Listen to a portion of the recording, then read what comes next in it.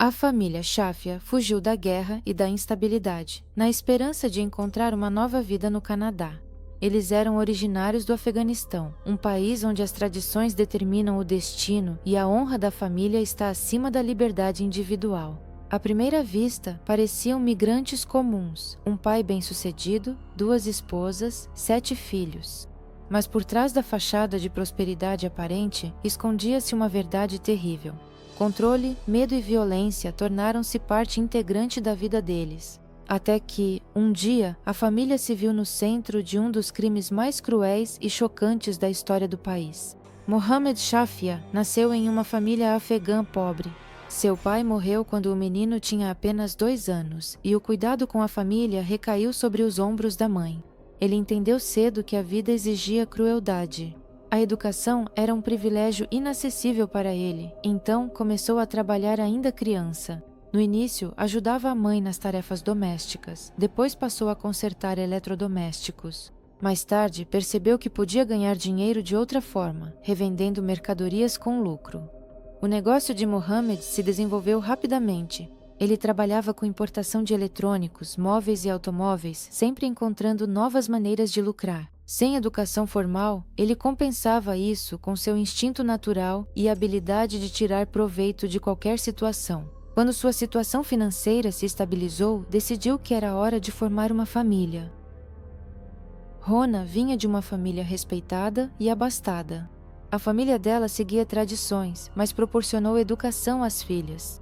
Ela cresceu em um ambiente de cuidado e seu destino já estava traçado. Como a maioria das garotas de seu círculo, ela deveria se casar conforme a decisão dos pais. Quando os pais lhe anunciaram que seu marido seria Mohammed Shafia, ela não teve escolha, aceitou a decisão dos mais velhos como algo natural. O casamento foi celebrado com grande pompa. A festa de casamento foi realizada em um dos melhores hotéis, para onde foram convidados centenas de convidados. Para todos, era a união de 2 famílias respeitadas, mas ninguém perguntou à própria Rona o que ela queria. Depois do casamento, sua vida mudou radicalmente. Agora, ela era obrigada a obedecer ao marido, cuidar da casa e atender a todas as suas exigências. Passaram-se alguns anos. Não tiveram filhos no casamento, por isso a posição de Rona tornou-se instável. Na sociedade deles, uma mulher que não consegue ter filhos perde seu valor. Mohammed ficava cada vez mais irritado, e os boatos sobre sua infertilidade começaram a chegar aos parentes. Aos poucos, o marido começou a se afastar da esposa, e sua irritação se transformou em desprezo frio.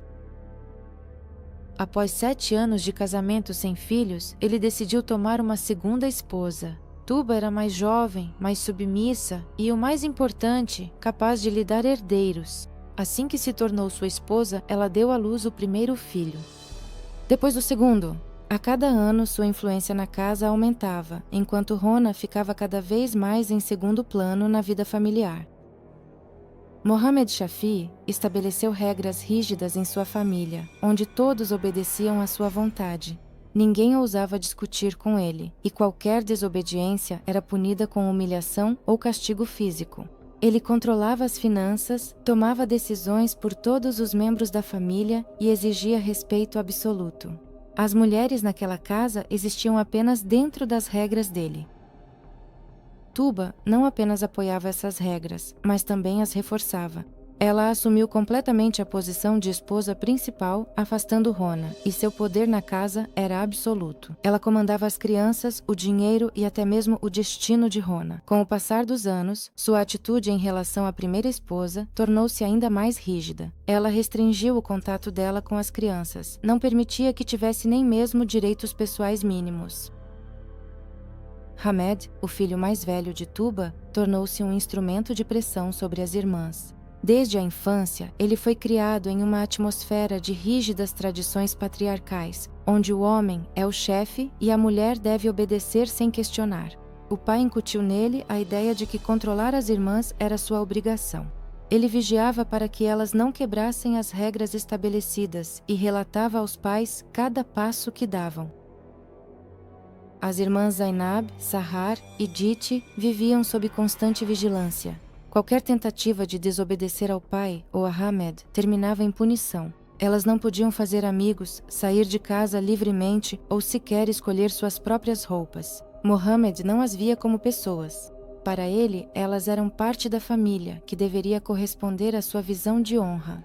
Quando a família se mudou para o Canadá, muitos pensaram que isso daria às crianças uma chance de uma vida melhor. Mas nem mesmo a mudança de país alterou as regras dentro de casa. Pelo contrário, o controle ficou ainda mais rígido. O pai entendia que seus filhos agora viviam em um ambiente onde as mulheres tinham direitos e, por isso, intensificou a vigilância. As meninas começaram a perceber que a vida fora de casa era diferente daquela em que viviam. Elas observavam suas colegas conversando com meninos, escolhendo suas próprias roupas, decidindo o que queriam ser.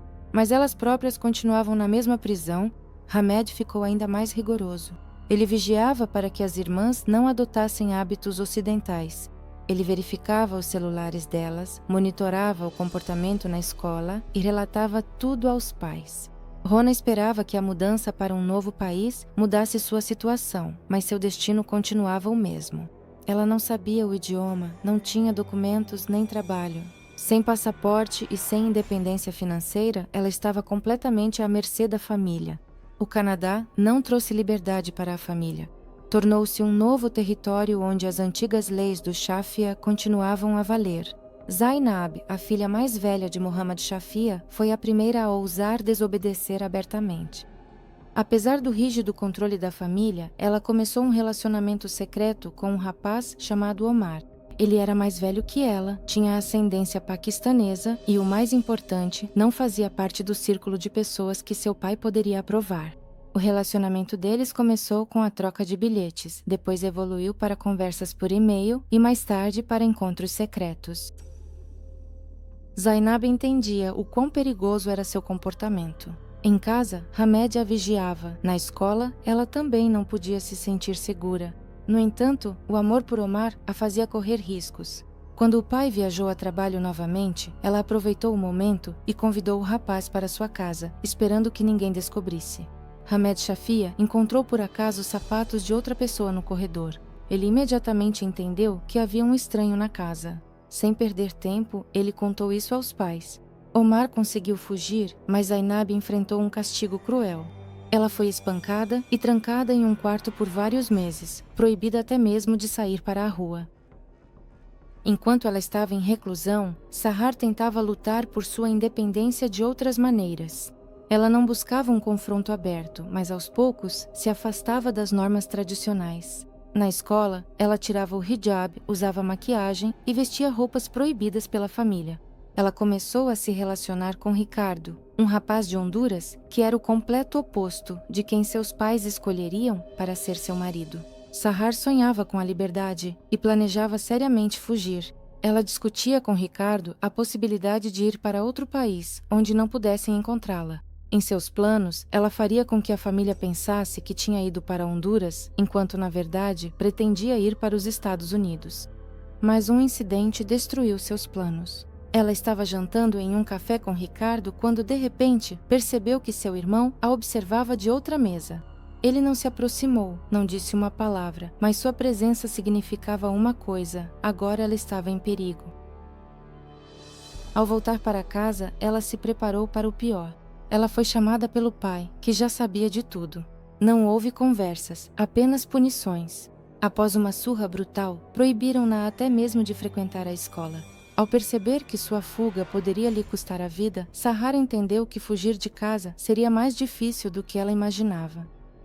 Diante do que estava acontecendo, Jiti, a mais nova das irmãs, expressava seu protesto de outra forma. Ela não tentou fugir nem arranjar um namorado. Ela começou a se comportar de maneira provocativa, causando problemas na escola. Sua agressividade, faltas constantes e grosseria com os professores tornaram-se sua forma de lutar. Ela queria que alguém percebesse que algo terrível estava acontecendo em sua família. Ela foi chamada à diretoria, o que resultou em uma conversa com o serviço social. Mas quando os pais foram convidados para uma reunião, eles afirmaram que Jiti se comportava mal, porque ela foi corrompida pela influência ocidental. Eles asseguraram aos funcionários do serviço que resolveriam o problema por conta própria. As tentativas das filhas de resistir ao sistema só agravaram sua situação. A família se convenceu de que elas haviam perdido o controle e, por isso, deveriam ser punidas. O conflito entre o pai e as filhas atingiu um ponto crítico. Agora, o destino delas estava selado. Quando Zainab, Sahar e Diti tentaram escapar do controle da família, elas sabiam que seus passos eram perigosos. Mas elas não imaginavam que o sistema, que deveria protegê-las, se mostraria impotente diante da crueldade do pai e do irmão. Zainab foi a primeira a decidir pedir ajuda. Após meses de reclusão, ela percebeu que a única saída era ir embora para sempre. Ela fugiu de casa e encontrou abrigo em um centro para mulheres que sofreram violência. Lá, pela primeira vez, ela se sentiu segura. No entanto, sua fuga não passou despercebida. Hamed imediatamente procurou a polícia, alegando que sua irmã havia sido sequestrada. Ele acusou o amigo dela, Omar, esperando que ele fosse preso. Quando a polícia encontrou Zainab, ela admitiu honestamente que saiu por conta própria para se salvar da família. As autoridades não a devolveram para a família, mas também não tomaram medidas para protegê-la. Sahar, depois do que aconteceu com a irmã, tentou encontrar uma saída por conta própria. Ela tinha medo de procurar a polícia abertamente, mas decidiu ligar para o Serviço de Proteção à Criança. Ela contou sobre a violência, as proibições e que sua vida estava em perigo. Os funcionários a ouviram, mas no final consideraram que não era necessário intervir, já que ela estava quase atingindo a maioridade. Ofereceram a ela um abrigo temporário, mas isso significava apenas uma coisa: quando o período de estadia terminasse, ela teria que voltar para casa. Ela sabia que, depois disso, o castigo seria muito mais severo. Sahar ficou com medo e recusou a ajuda. Naquele momento, ela percebeu que o sistema não era capaz de protegê-la. Rona era a única que entendia que suas enteadas estavam em perigo de morte, mas ela não podia fazer nada. Ela também vivia com medo pela própria vida. Rona entendia que Mohammad e Tuba já não consideravam as filhas obedientes e as viam como uma ameaça à honra da família. Ela sabia que qualquer intervenção de sua parte não traria resultado. Depois de todos os acontecimentos na família Shafia, ficou claro que as filhas não obedeciam mais às regras estabelecidas. Elas ultrapassavam os limites do permitido, recusando-se abertamente ao modo de vida tradicional. Seus atos eram vistos não apenas como desobediência, mas como uma séria ameaça à reputação da família. Mohammad não podia permitir que boatos sobre as filhas rebeldes se espalhassem entre os conhecidos. Na cultura afegã, histórias assim rapidamente chegavam ao conhecimento do público em geral e a família corria o risco de perder o respeito. O que mais o irritava era que a desobediência aberta deles acontecia no Canadá, um país onde ele não podia controlar o ambiente dos filhos como era possível no Afeganistão. Mas, na opinião da família, a maior ameaça vinha de Zainab. Ela não apenas desobedeceu, mas fugiu de casa. Isso era inaceitável. Ela morava separada, fez sua própria escolha, não obedecia mais ao pai. Para eles, tal atitude significava uma traição definitiva. Tuba sabia que não conseguiria trazê-la de volta à força, então ela inventou uma maneira de fazer Zainab voltar voluntariamente. Ela ligou para a filha e a convenceu de que o pai havia mudado de opinião. Ela disse que ele havia dado consentimento para o casamento com Omar e que agora ela poderia ter um relacionamento oficial com ele. No dia 18 de maio de 2009, foi realizada uma cerimônia de casamento religiosa no centro islâmico. No dia seguinte, Zainab fez um penteado e pintou as mãos com henna. O tio a levou ao restaurante e, no caminho, tentou pela última vez convencer Zainab a reconsiderar a decisão de se casar. Mas a resposta dela foi clara. Essa liberdade como civil foi de curta duração. Ninguém da família do noivo apareceu. Ironia do destino, eles também não aprovaram essa união. Tuba estava em lágrimas. O constrangimento era grande demais. Ela simplesmente desmaiou. As pessoas jogaram água nela e tentaram reanimá-la. Zainab se jogou no peito da mãe e disse: "Se você é contra o casamento, eu rejeito esse rapaz." Zainab pediu o divórcio e Omar concordou. O mulá declarou o divórcio deles ali mesmo, no restaurante. Eles foram marido e mulher por apenas 24 horas. Após a anulação do casamento, o relacionamento entre Zainab e Omar piorou significativamente.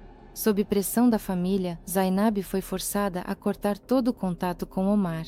A família aumentou o controle sobre sua vida, limitando sua liberdade de locomoção e de comunicação. No início, Omar tentou manter contato com Zainab, mas enfrentou obstáculos intransponíveis por parte dos parentes dela. Como resultado, o relacionamento deles terminou completamente, tornando-se uma fonte adicional de estresse e tensão para a jovem. Zainab percebeu que não lhe dariam nenhuma liberdade. Ela perdeu toda a esperança de independência.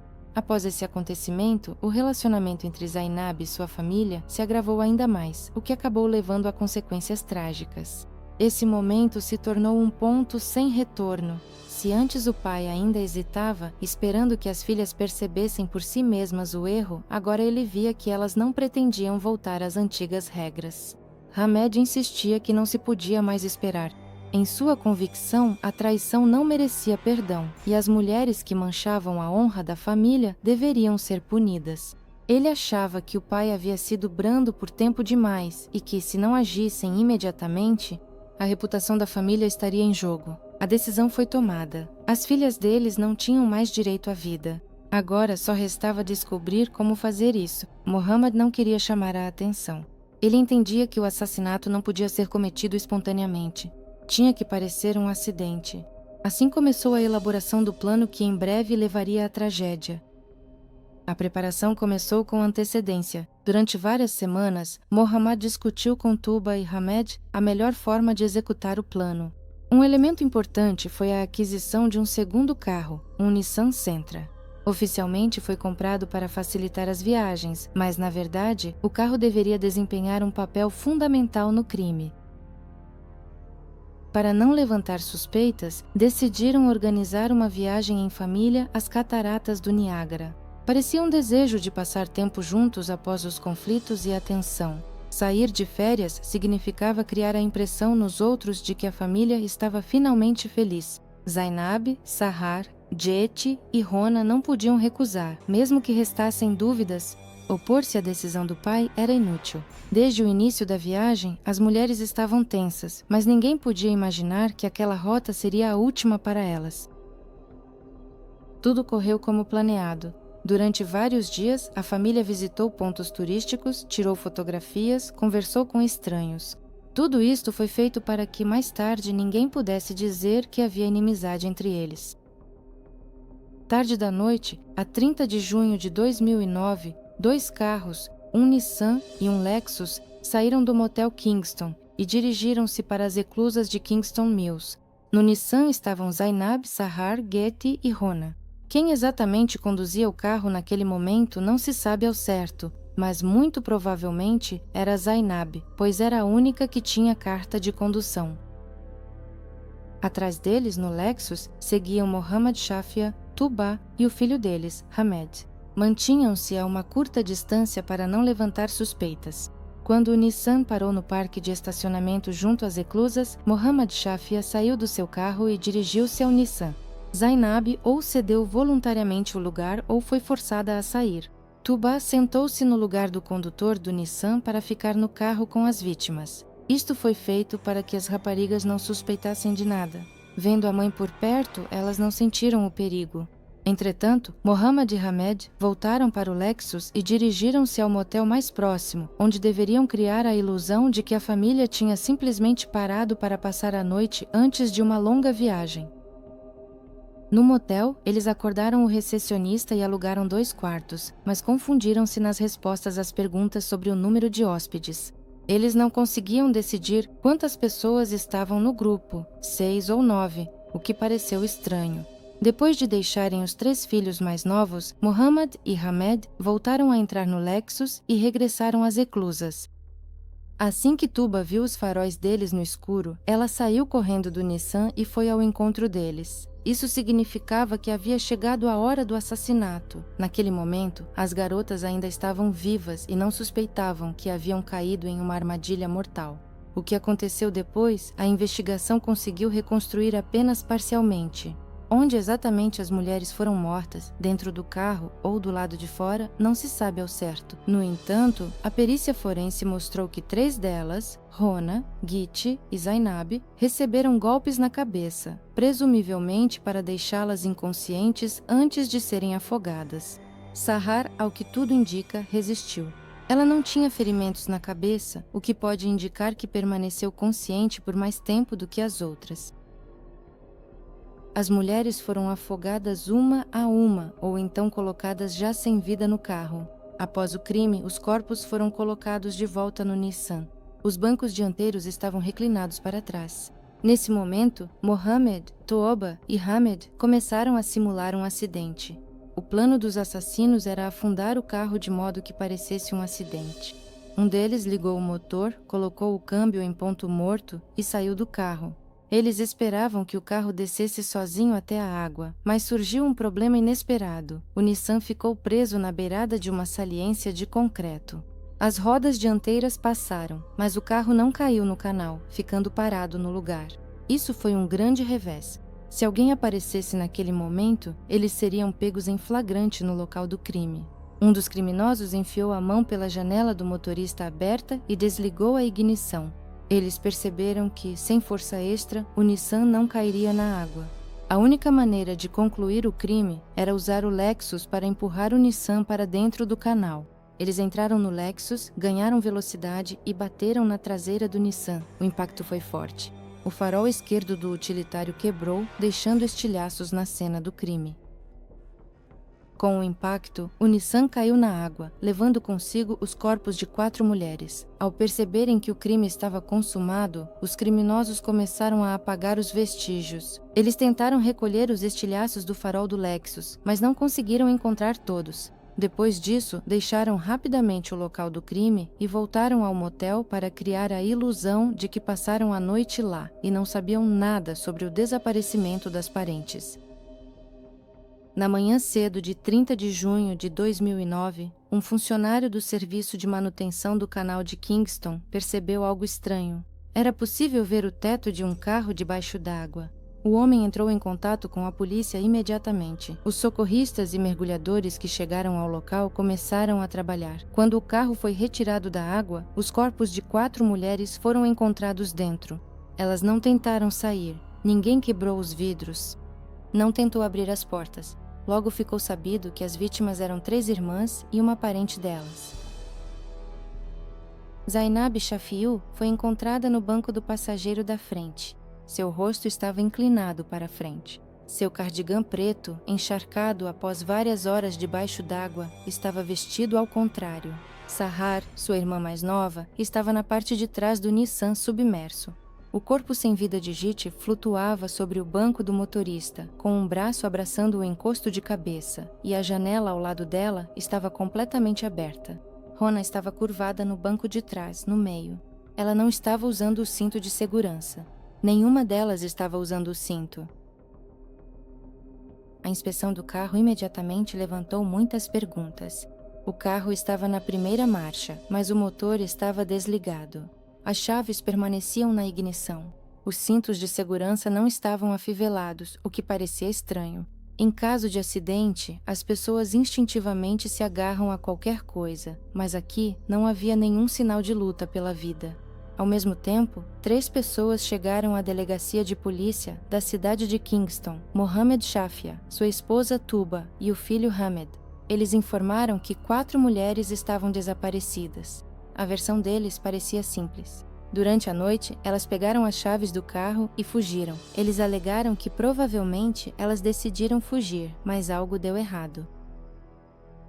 A princípio, a história parecia plausível. A família explicava que Zainab e Sahar frequentemente demonstravam desobediência e tinham conflitos com os pais. Se elas realmente decidiram fugir, poderiam, em pânico, ter perdido o controle do carro e caído na água. No entanto, as primeiras evidências já colocaram essa versão em dúvida. Primeiro, a localização do carro. O canal de Kingston não é uma estrada, nem uma via, e nem mesmo um lugar onde se pode entrar por engano. É um sistema de eclusas, e chegar lá sem conhecer a área é praticamente impossível. Em segundo lugar, o estado dos corpos. Se as mulheres estivessem vivas no momento em que o carro afundou, certamente teriam tentado sair. Mas não havia nenhum sinal de luta pela vida, nem arranhões nos vidros, nem tentativas de abrir as portas. Tudo isso fez a polícia duvidar das palavras da família. A versão de um acidente casual começou a desmoronar. Paralelamente, os investigadores começaram a verificar os depoimentos dos funcionários do hotel onde a família Shafia se hospedou. Descobriu-se que ninguém viu as mulheres entrando ou saindo do prédio. As câmeras de segurança não registraram a saída delas. As suspeitas aumentavam. Alguém claramente estava mentindo. A polícia continuava a investigação sem se apressar em tirar conclusões, mas já nessa etapa, estava claro que não se tratava apenas de uma trágica casualidade, e sim de um crime cuidadosamente planejado, que os criminosos tentaram fazer passar por um acidente. Durante o interrogatório, Mohammad, Tuba e Hamed se confundiam nos detalhes. Primeiro, eles disseram que as mulheres saíram durante a noite, mas quando foram questionados sobre o horário exato, ninguém conseguiu dar uma resposta precisa. O horário da suposta saída delas mudava o tempo todo. Hamed afirmava que estava dormindo e não ouviu nada, mas Tuba alegou que houve barulho na casa durante a noite. Mais tarde, ela acrescentou que acordou e viu elas saindo, mas depois disse que não se lembrava disso. Mohamed chegou a afirmar que naquele momento estava em outro quarto, mas as gravações das câmeras de segurança mostravam o contrário. A polícia examinou cuidadosamente o carro que foi encontrado na água. No local do incidente, foram encontrados fragmentos dos faróis. No entanto, esses fragmentos não pertenciam ao carro submerso. Isso significava que havia outro veículo por perto que poderia estar envolvido nesse incidente. Os peritos chamaram a atenção para os danos na parte dianteira do SUV Lexus da família. Foram justamente as marcas desse veículo que coincidiram com os fragmentos encontrados. Descobriu-se que o carro apresentava amassados característicos que poderiam ter surgido em uma colisão com outro veículo. Esses fatos confirmavam a nova versão. As vítimas não foram simplesmente deixadas no carro, mas intencionalmente empurradas para a água. Os investigadores entenderam que precisavam de provas mais contundentes. Eles decidiram instalar escutas no carro da família Shafia, na esperança de que os suspeitos se traíssem em alguma conversa. Alguns dias depois, a polícia conseguiu o que procurava. No carro foram gravadas conversas em que Mohammad expressava abertamente satisfação com o ocorrido. Ele dizia que suas filhas haviam envergonhado a família e que agora a honra estava restaurada.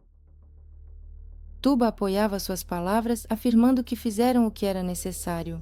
Hamed, por sua vez, repetia com orgulho que o que fizeram foi o certo. Essas gravações se tornaram provas-chave. Elas comprovavam que o crime havia sido premeditado e que a família conscientemente tirou a vida de 4 mulheres. As provas reunidas não deixavam dúvidas. Agora a polícia estava pronta para efetuar a prisão. A prisão de Mohammad Shafia, sua esposa Tuba e do filho Hamed ocorreu em 22 de julho de 2009. Naquele dia, eles não suspeitavam que a polícia já havia reunido provas suficientes para apresentar acusações. A família planejava voar para Dubai, mas não conseguiu. Foram detidos pouco antes da partida. Mohammad não esperava tal reviravolta.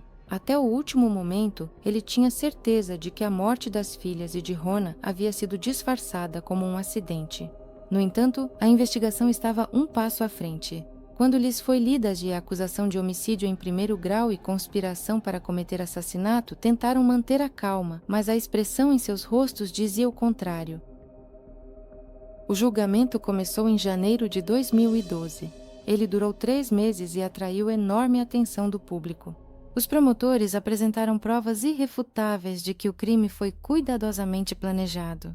O principal argumento da acusação foram as gravações feitas no carro da família. Nelas, Mohamed falava com orgulho que suas filhas mereceram o destino que tiveram, e Tuba e Hamed apoiavam totalmente essa opinião.